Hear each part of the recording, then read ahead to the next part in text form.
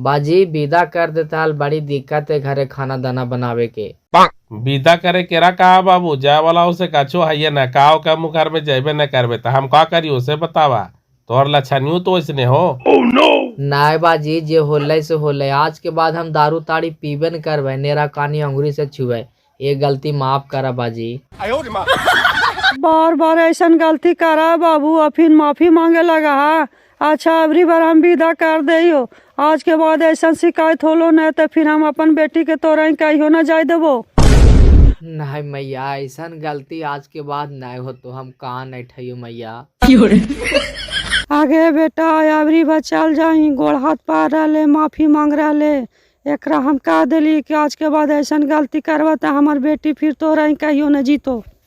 हम मार जबो मैया, लेकिन ओकर दुआरी पर ना जबो। तुहानियों के भारी हो गई तो लाओ दे दे जार, हम खा के मार जेबो। कर में तू पागल नहीं है, लड़ाई झगड़ा केकरा ही ना होवा गे।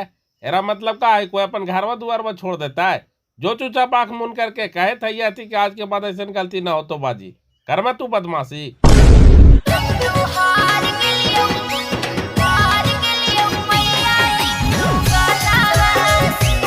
बरून रिकॉर्डिंग स्टूडियो गया।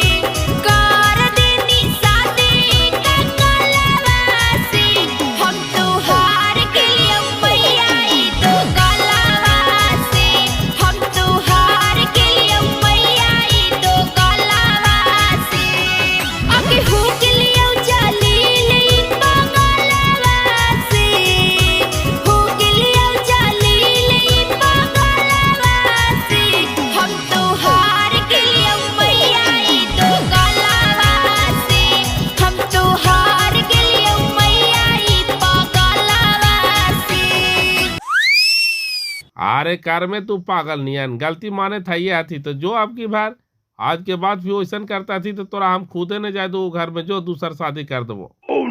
बापो मैवा के बात या रखवा बेटा कि अपन माने से कर मांगे से तू बता। तू कहाँ ही न मैं भाई ना सुधरतोगे, फिर हमरा हुआ ले जा करके वही नतीजवा करता हूँ।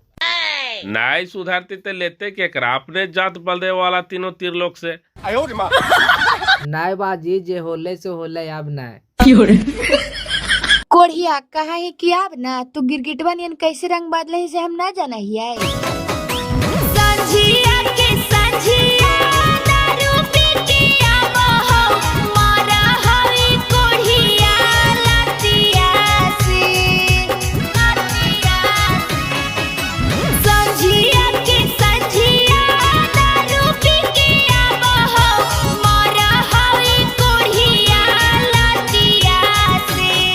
अके दिला वाला गईले हौ बोतलवा से, दिला वाला गईले हौ बोतलवा से। हम तो हार गेलियो मैया ई तो गलवा से, हम तो हार गेलियो मैया ई पगलवा से। बलदेवा वाला पी करके वहीं तो हमारे बेटिया के लतिया से मारा ही।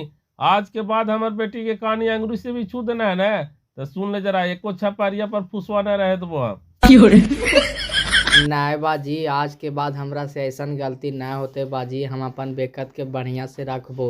अगर आज के बाद ऐसा गलती करबो न बाजी तो 50 लाठी मारिया हमरा, हम कबूल कर लेबो।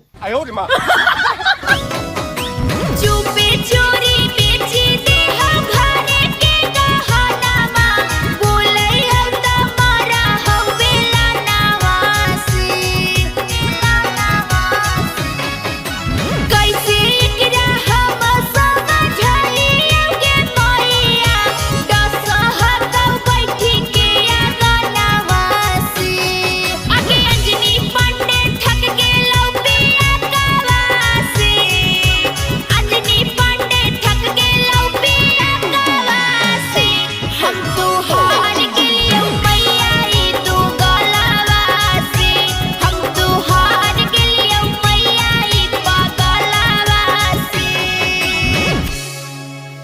पागल के जलमल ह का पहुना।